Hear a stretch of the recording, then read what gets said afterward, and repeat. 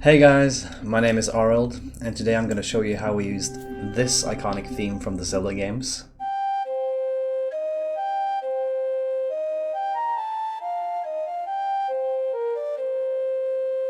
and adapted it to the incredible soundscape that Hans Zimmer created for the Dune movies. So, without further ado, here's a little sneak peek. Hope you enjoy.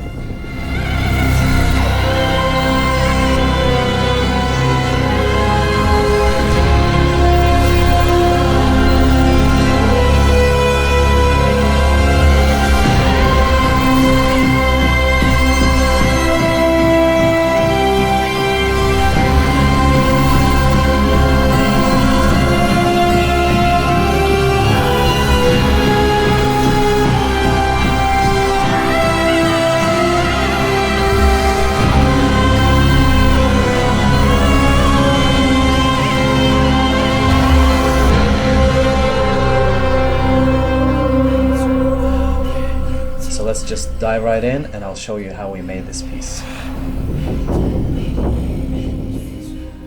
So I had two goals for this piece.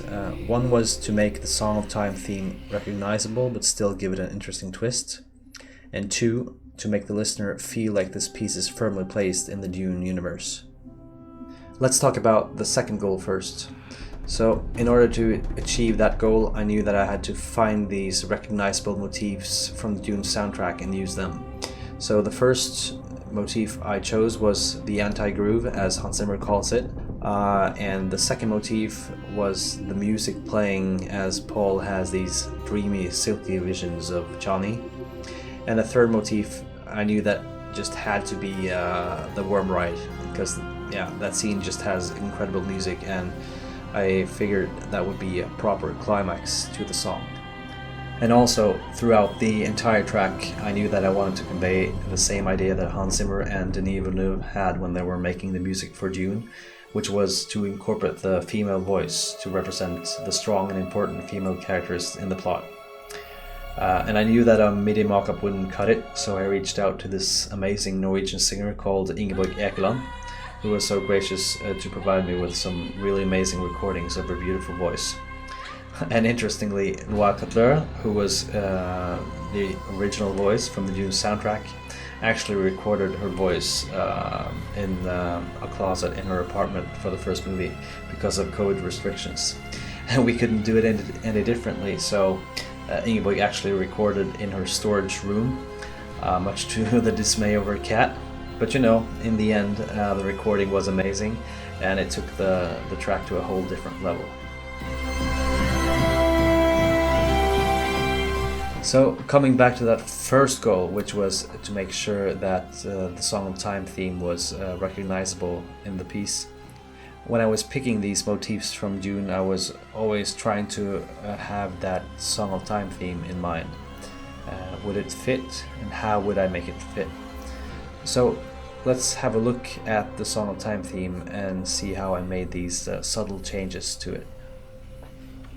The Song of Time theme from the Zelda games is a pretty known theme, and it's also pretty versatile, so I wanted to give it a twist. I had this idea to explore the theme in different but still similar modes. And the original theme is firmly placed in Dorian, which is a minor mode but with a raised sixth.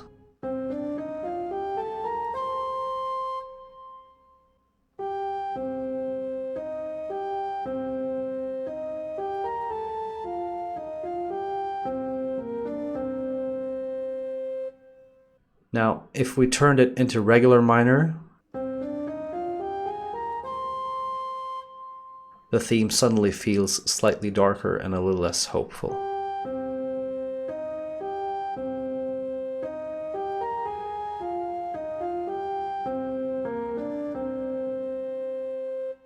However, when composing this Zelda Dune style swap, I wanted a variation of the theme that was more emotionally ambiguous. Maybe hopeful at one point, then darker in another. Much in line with the prospects of Paul Atreides. Because, you know, in the end, what will he actually do with his powers? And this chain of thought led me to a rendition of the theme that lingers between the Phrygian and Phrygian dominant scale. So this is the Phrygian scale, and this is the Phrygian dominant scale. This causes the theme to dwell somewhere between minor and major, while also giving an exotic feel because of that flattened second. And this is what I'm doing in the first part of the song. And I'm using C, the tonic, as a pedal tone throughout to establish that we're in the key of C.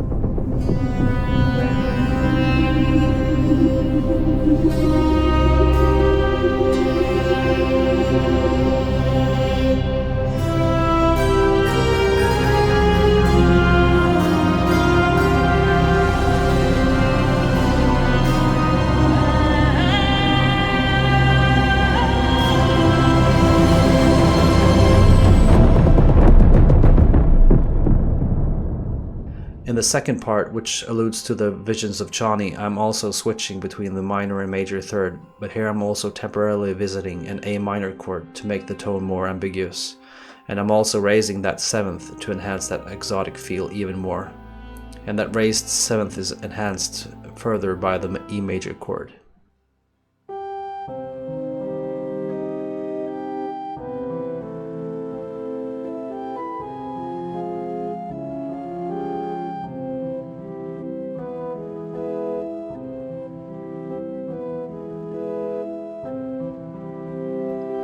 Now, this takes me into a very similar scale called the double harmonic major. This scale is used several places in the Dune soundtrack, which is why I went for that scale when writing the third part, which is the Worm Ride.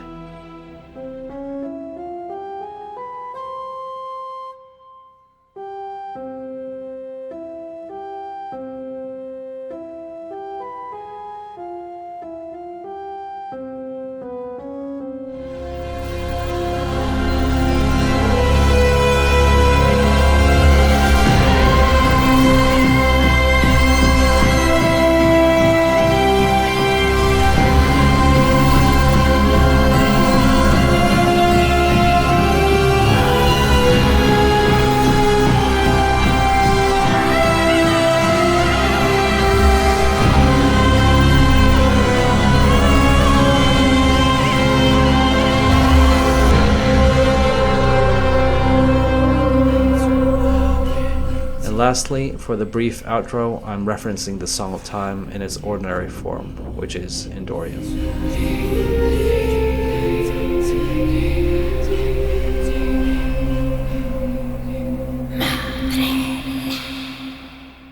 So the Song of Time theme doesn't have like a very proper B theme. But hopefully traveling through all these modes make the Song of Time theme feel fresh and you don't grow tired of it, even though it's repeated a few times throughout the piece.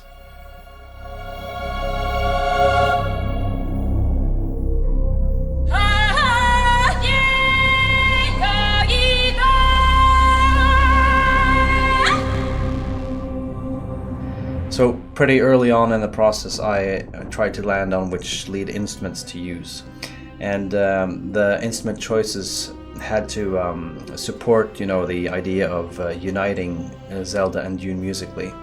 So I chose the most well-known instrument there is from the Zelda series, which is obviously the ocarina, and from the Dune I chose the duduk. And luckily these two instruments just blend perfectly together, making this very soothing sound, which I'll show you right now.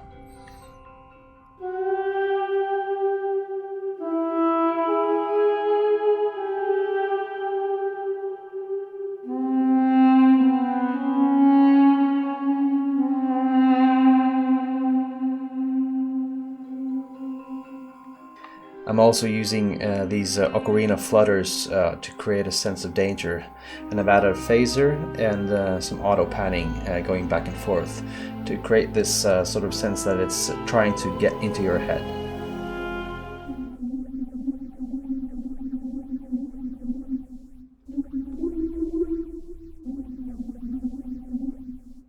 Another instrument that is very prominent in the piece is the dilruba, which is an Indian string instrument.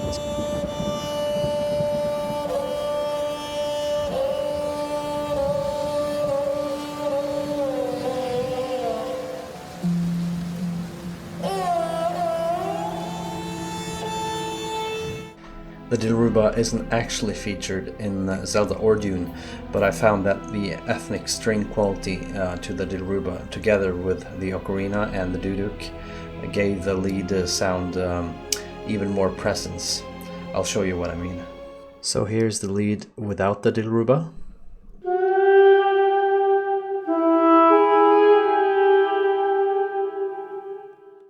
And here's the lead with the Dilruba.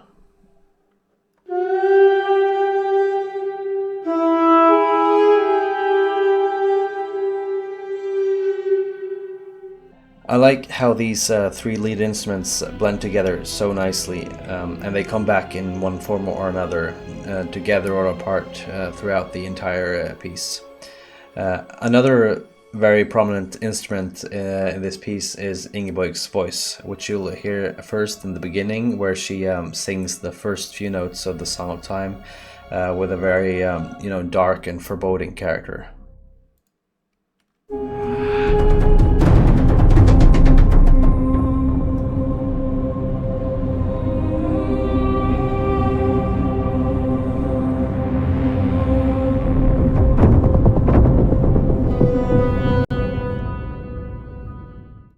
Then later, inspired by Loire Cutler, I wanted Ingeborg to try and reference Loire's, raw and uncompromising vocal in the Dune soundtrack.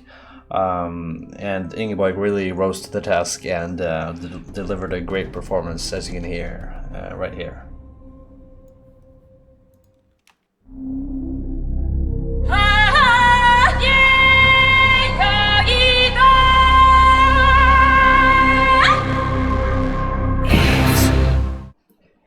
But she went even further when she recorded the part for the Worm Ride sequence, which is a captivating listen if you pay attention to her voice. Here's the part with just the strings and her voice.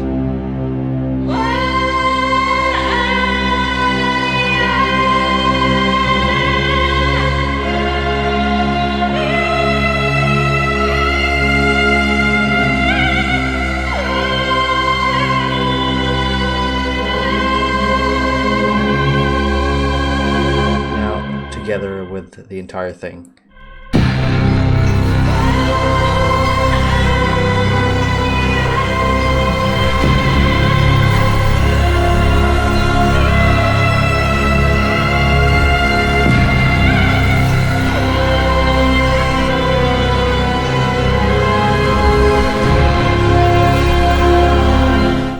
So that's some great vocals right there. Now let's take a look at the anti-groove, which appears several times during this track. The first appearance is probably the clearest one, and it sounds like this.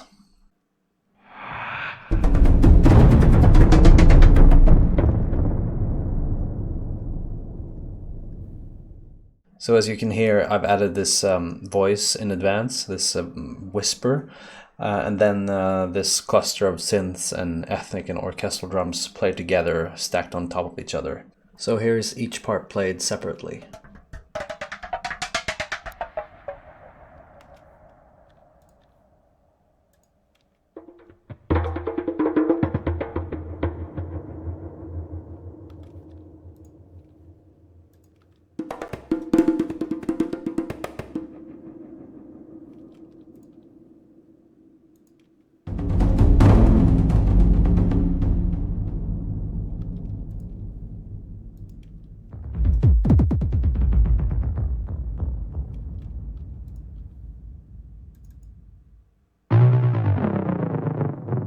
As you might be able to hear, there's some automation going on here. I wanted to create an effect of the drums coming from the deep, and then they're suddenly straight in your face, and then they wander back into the deep again. And so I automated some reverb and some stereo and mono changes, and also used Alter Boy to change the pitch gradually, and also some high shelf EQ to create exactly that effect.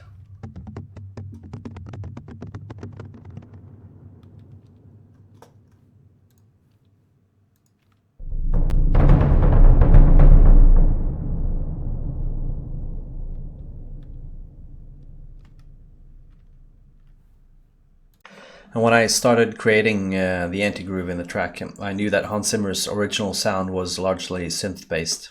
So I reached out to a close friend of mine, Kayanda Shiriyan, who knows everything there is to know about LFOs and envelopes and whatnot. And so he created several excellent samples for me to use. So I'm very grateful for that. And also, the timing of the hits should be pretty true to the original. So hopefully the timing of the hits and the timbre of the hits will help evoke the feeling of the actual anti-groove. Now, the anti-groove repeats right afterwards, but this time I wanted it to feel slightly more subdued and remote. And I also preceded the drums with a subtle rising synth instead of the rising vocals from the first one.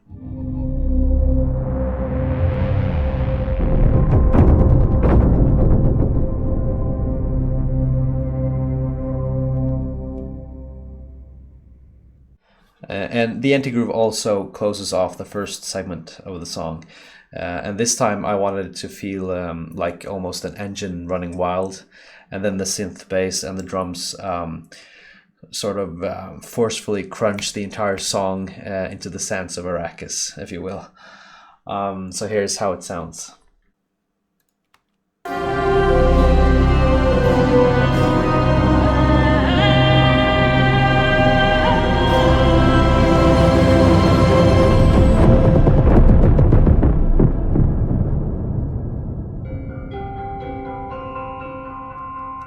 And last but not least, the anti-groove makes one final appearance in the last segment of the song. And for this segment, I visualized the Bene Gesserit arriving on Caladan in the pouring rain. So that's why you have these rhythmic voices. And the anti-groove I wanted to be felt like the thunder crackling in the remote distance. So this is how it sounds.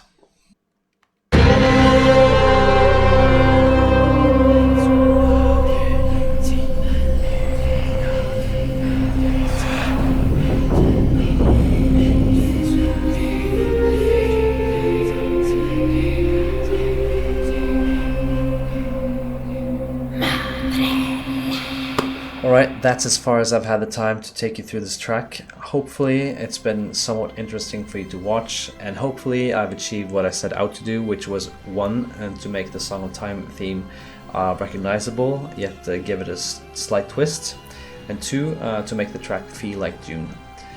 And I just want to say thank you so much to Ingeborg Ekeland and Kayanda Shiriyan for contributing so wonderfully to this track. And I'd also like to say thank you to Ryan Leach for challenging me to do this style swap of the Song of Time theme from Zelda.